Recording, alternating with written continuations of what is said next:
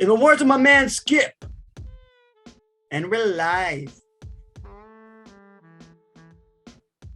Good afternoon, good morning, good evening, ladies and gentlemen, wherever you are, whatever time it is for you right now.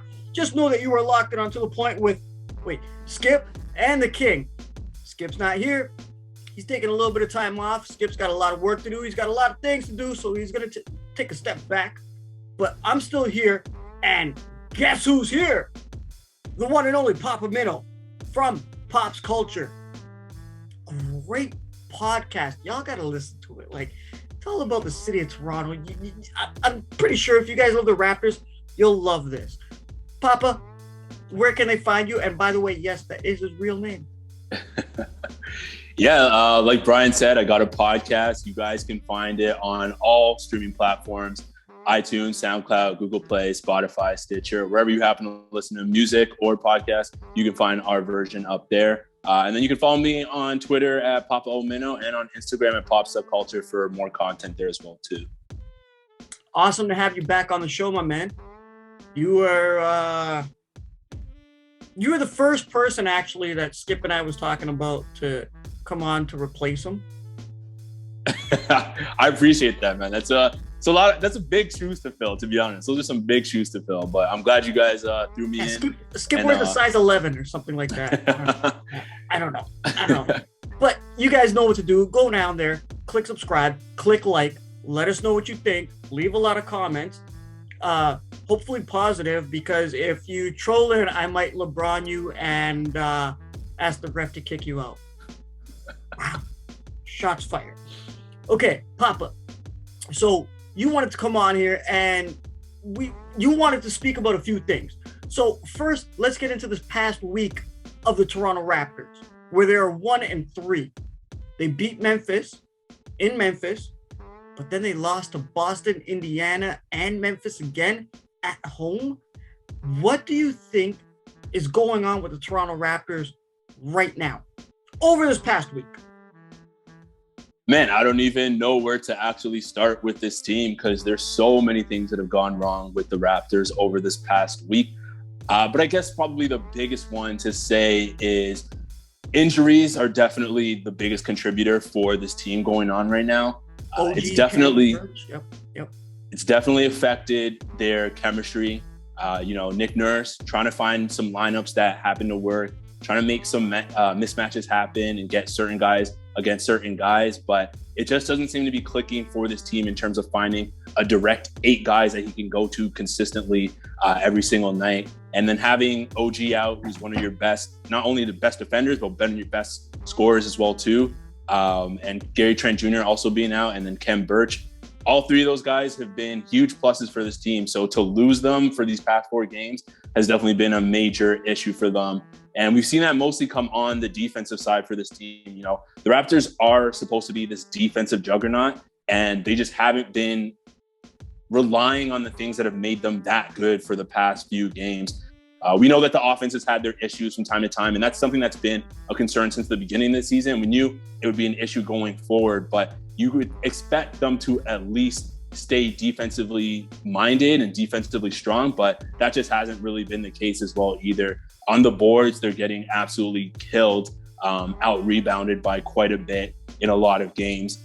They're 25th in defense. They're 25th in defense right now. They're 30th in bench scoring. They're third last in defensive rebounding and third last in allowing opponents scoring as well too. So all those things combined are not good for a team, and you're going to be in 12th place if you're going to be continually doing things like that. So hopefully they can get some guys back, and that'll help them jumpstart and get back to the team that they've been for the past few weeks before this. But that 1-3 record has been contributed a lot to the defensive end, and they need to start making. They at least need to have the effort coming on that side in order for them to be competitive. That Memphis game, we saw them have defensive issues in that first half, but coming into the second half, they regrouped. They started to play together. Yes, they brought the intensity. Precious Achiuwa started making some huge plays as well too. So, we need guys to be contributing in that way and at least give effort and have a sound system. But Without that, right now they're definitely struggling, and that's why they're 1-3 this week. You know, you just touched on something very well said there about the rebounding. Yes, they've been out rebounded. When I was a student coach, and I coached against Jamal McGlure, one of the coaches taught me was farm. Always follow your rebound. Always follow. Like, you put up a shot, you go for that rebound. Now, you're getting out rebounded. That could be maybe due to a lack of a big man there. I don't know if you feel that way. Or maybe just the intensity, or like we see them crush the boards. That's just that's just one of my takes. But over this past week that I've seen, the Rats have really been hanging in there with some of these teams. Now, it just comes down to the fourth quarter, right? Which is where they've lacked, which is where I almost get a couple heart attacks. And, I'm older, right? So, it's more likely going to affect me. But I saw a lot of hope, a lot of promise. Even though they did go 1-3, I did pick 2-2. And I said, optimistically, if you want, you could say 4-0 if they play the right way. So I have to ask you about one specific player this past week. Mr. Pascal Siakam. Is he spicy or did he go mild? Like, what are we catering to? What are we catering to? We catering to West Indians, or are we catering to white girls and Europeans?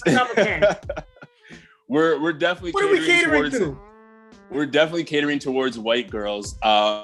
This is definitely mild Siakam right now. It's not spicy P whatsoever. So Pascal, he's been decent, but he's the guy that the Raptors are looking to take another step forward and show that he is worth the money that they are paying him. And the production that you're getting from him has not really been there.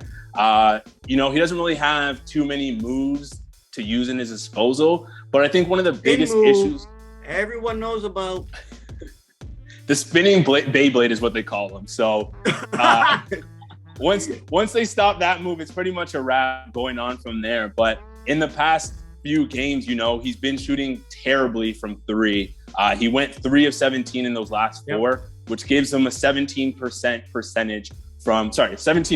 shooting percentage from 3, which is absolutely atrocious. And then he's only shooting 43% from the floor as well too. So he's not really making shots that he should be making. And a lot of those threes aren't contested. They're pretty open. So he should be making those. And then you can also tell that he's not really kind of making his presence felt on that offensive end. Defensively, he's also a little bit lackadaisical, but offensively, like against guys that you would expect him to kind of not dominate, but at least be way more effective against, he's just not really taking that opportunity to get to the line and to score as much points as he should be scoring and to really make his presence felt on that end of the floor. So he needs to be doing that more so, and that's going to be another step for him going forward as well too. You saw a little bit of it. Yeah, go on. Please, go on. Sorry. You saw a little bit of it against the Memphis game. The second Memphis game in that fourth quarter, but it just wasn't enough at that point. So at that point, it was all lost. It was It was like, oh my God, that if I had hair, I would rip it out while I was watching that game. Okay, to be quite honest.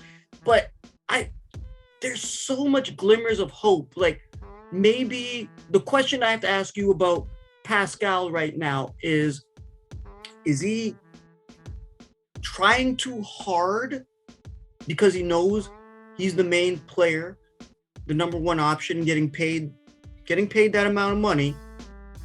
Or do you think it's like in a pack of dogs, like who has to show who's the alpha? Is he taking away from other players?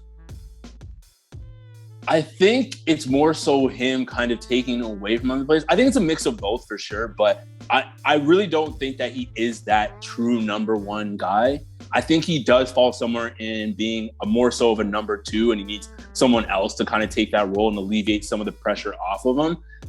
And you see it sometimes on that offensive end where he's kind of he'll do too much where he's trying to kind of get his own, but he might get blocked, or he'll drive and then not get fouled and then kind of just like complain about it a little bit. And there's other opportunities as well too, where, he can pass up a shot to an open guy, but instead he'll just take it himself and go forward. And it's like, in those situations, you can get more production out of the team if you're willing to, pass it to an open Scotty, or, pass it back to Van Vliet or someone like that on the wing. So I do feel like he is forcing the issue quite a bit too much.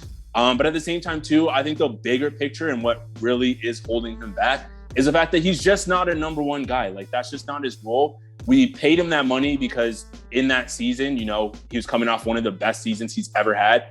Yeah. And the Raptors, exactly. And the Raptors need to retain these players. Like, these are the guys that we brought up. And, if he's playing that well, you kind of are forced to pay him that much money. So it just kind of fell in that way where we had to pay him the money. But unfortunately, he's just not able to live up to the expectations that we are expecting of him. So I think if we can get a true number one there, or maybe even when we do get that center, maybe that will help alleviate some of the space for him as well too. But I think largely it just comes down to he's just not that guy at this point. You can definitely work on his 3-point shooting. That will help him. But I don't think that he's the number one option on the team. Well, here's the funniest thing. He doesn't care what we think. What was his comment? So he says. What did he say? Masai, Nick, and Fred. Those are the only people he cares about their opinion. Yeah. He doesn't care about other people. So thank you, Pascal. Thank you, Spicy P, Mild P. Shout out to Andrew Reese's wife. Yeah. Thank you for not giving a crap about what we think, but what you're putting out on the floor is pretty evident. The Raptors are what? 2-9 if I'm not mistaken, 2-9 since he has They're returned. 2-8. They're 2-8. Oh, since he returned 2-9. Yeah, 2-8, right? But him being on there and Nick Nurse keeping him out there, and Nick Nurse also, like, he's questionable on this one. Playing the starters so many minutes, and where is the bench? Should I get a milk carton and put their pictures up on it? Like, where are they? Because Papa, you've watched the show. You've seen Skip, shout out to you. You've given me crap about this multiple times, but that bench can really be utilized if it's used properly, right? Which can help the starters. Maybe that can alleviate some of the stress off of Pascal, like you were saying. Maybe help him get back integrated into the system and, maybe develop a few more moves. You don't see the younger guys because, Pascal, he was such a big coach. Every time he was off the floor when he wasn't playing, so I have to ask you now about the bench, because they've been outscored, out-rebounded, outshot, the plus minus. Shout out to Robert Mishovich. I know you say this is a shitty stat, but it kind of shows. The only thing I'm seeing from the bench is defensive-wise, with their blocks, turnovers, steals. They're beating the other teams on this one.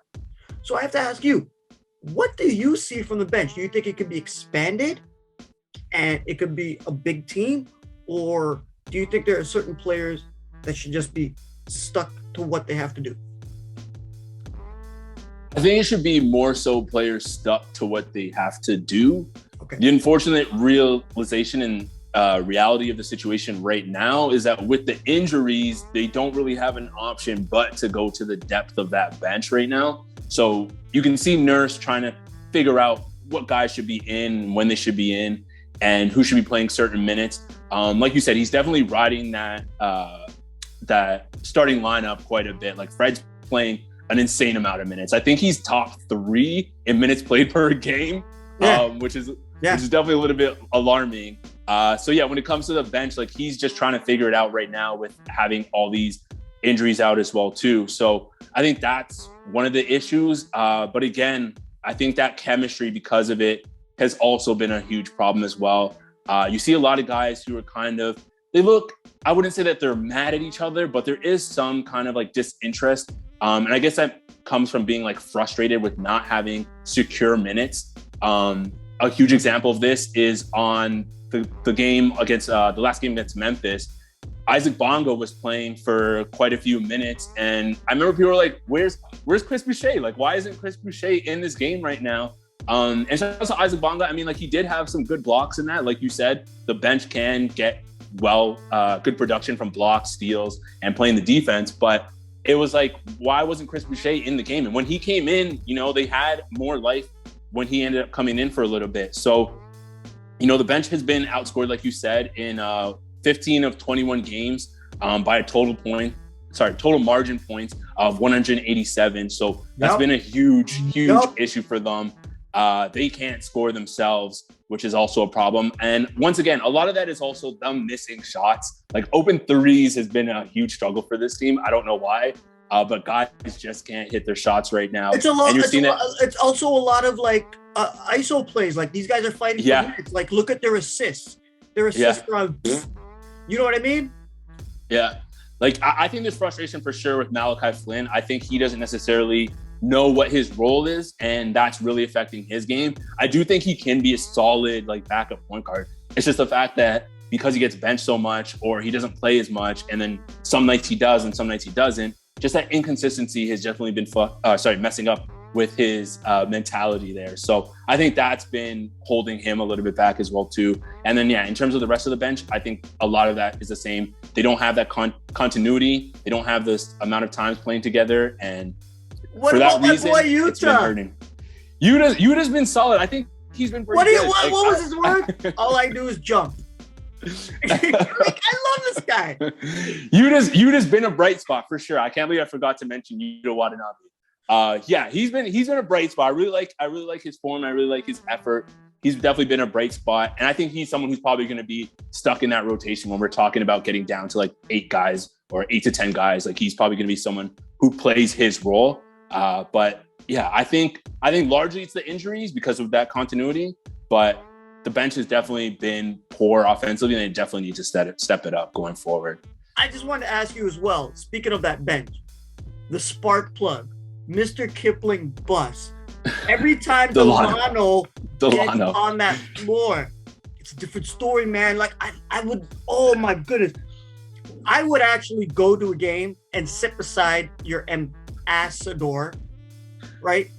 If it was possible to watch Delano, Scotty, Yuta, Gary Trent, and Birch on the court at the same time. That would blow my mind. But what are your feelings on Delano Banton, my man? He's been solid in that game against the Celtics. He was definitely someone who helped spark them as well too. Yeah. And even in that Memphis game too, coming back, I can't remember exactly what lineup was out there, but I think he was part of that lineup that definitely helped him get back into the game there as well. He was with Scotty and Yuta. Yeah. So he's been a bright spot for sure. A little bit inconsistent as all of these young guys are from time to time, but exactly. And you're definitely seeing him get some good value, some good production out of him for sure as well too. So I really like his game as well. Great that he's a hometown boy as well too. That's definitely a huge plus for the city of Toronto. But yeah, Delano's been a bright spot. Yuta's been a bright spot. I personally like Mihailuk a little bit too. We didn't even touch on him. Wow. He's been a solid. See how good deep as well too. The bench is, ladies and gentlemen. Do you see how deep this is? Please go on. Talk about. Yeah, I love it. I love his game too. There are some times where I think there's some shots that he should make or shouldn't take. So he's still trying to find his footing there. But he's been solid as well. I really like what he brings to the table, both on the defensive floor as well as offensively, and kind of just like slowing things down and giving the Raptors play with some pace. So those 3 guys, Yuta, nailing Delano, that trade. Yeah. Mihailuk, like all of those guys. I love them. Man. Malachi Flynn, Delano Banton, Svi Mikhailuk, Yuta. You know what I mean? Like you could either pull Precious or Kem Birch off of the bench, or you get what I mean? Like If I was on the court and I'm going to play and I see these 5 guys, I'm like, yeah, I'm taking y'all. Y'all, come on. You know what I mean? I'm not even going to hesitate. So thank you for your input, man. It's been a disappointing week. Definitely. Am I wrong? Sorry, can you repeat that real quick? I said it's been a disappointing week. Am I wrong? Oh, yeah, absolutely. No, absolutely. It's been a disappointing week. I mean, this team's not, we're in a rebuild. So this team's not necessarily going to be the greatest. Retool. Okay. Retool. You're correct. Sorry. Retool.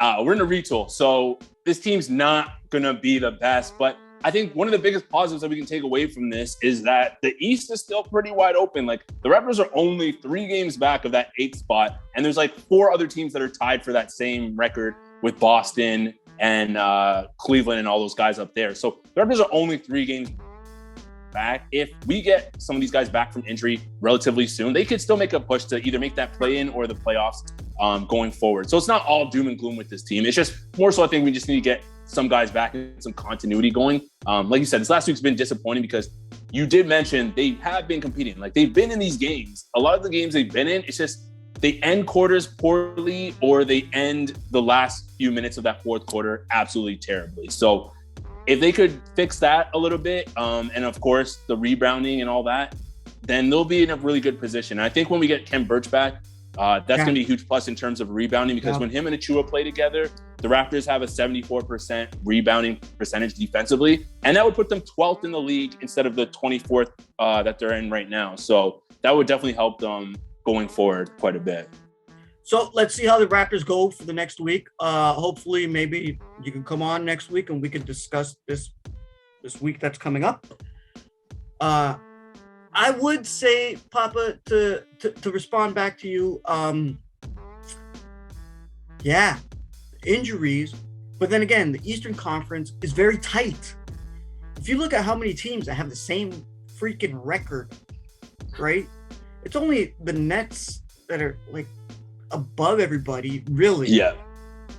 Everybody else is like, it's neck and neck. It's like I said when Skip was around, I said on a preseason one, I said, I see the Raps, they can go anywhere from 4th to 8th in that conference, just based on the way that conference is. And I did say that when I was assuming Ben Simmons would be playing for Philly. I don't know. Maybe I should take some time off too. You're fine, not get paid. But so Papa, thank you for your input, but do you have any last words before we head out of here, man? Yeah, I would say, it's not all, like I said, it's not all doom and gloom. There is some positivity going forward for this Raptors team. It'll definitely be interesting to see what happens in the game coming back. I know Gary Trent's supposed to play against Milwaukee. So at least they are getting some guys back going forward. But in terms of this past week, been a little bit disappointing, but they were in a lot of those games. They can definitely make adjustments and, fix some of their play and be a better team going forward. And but you have hope. I think I do have hope. I am hopeful for this team. I don't think it's completely ruined for them just because of this one bad week. Once they do get some of these guys back, like I said, I think things will start to turn around. But hopefully we can get some continuity. Hopefully guys can get used to each other and that chemistry starts to build, because they did have it for a while there, but with everyone coming in and out of the lineups, it kind of shook them a little bit. So if we can get some of that, I think it'll be a good look for the Raptors going forward. Continuity is the key word, ladies and gentlemen. You heard it here from Papa Minnow. Yeah, absolutely. I know that's his real name. The father of fish, man. I'm gonna call you Aquaman sometimes. Yo, that is amazing. I don't think anyone's ever put those two things together like that ever. And for that, I give you major props, because I always hear the same stuff over and over. It's always Big Papa, Biggie, all that, like Papa Doc, all that stuff. So to call me Aquaman off of that, that's legendary. I'll roll with that one. All right, cool. Yo, use that as your handle maybe next time. Okay. So, Papa, thank you again for your insight. I really appreciate it. Guys, even though Skip's not around, I know you miss him. I know he's your favorite, other than me. I'm playing. But you guys stick around. click subscribe, click like, let us know what you think. Papa Minnow from Pops Culture. Y'all go check that out, man. You guys really got to go check that out. It's actually very good commentary. You and your boy Gabe. Tell Gabe I say what up. I will. It's actually really dope. And if you're from the city of Toronto, you will appreciate it. So, Papa, on behalf of myself, you, and Skip, who ain't here, Simon Broder, you guys know where to find him. SimonBroder.com, Amazon.ca. Go buy that book. You can find us right here. Click subscribe, click like, leave some comments. So, on behalf of all three of us, good afternoon, good morning, good evening, good night, and peace.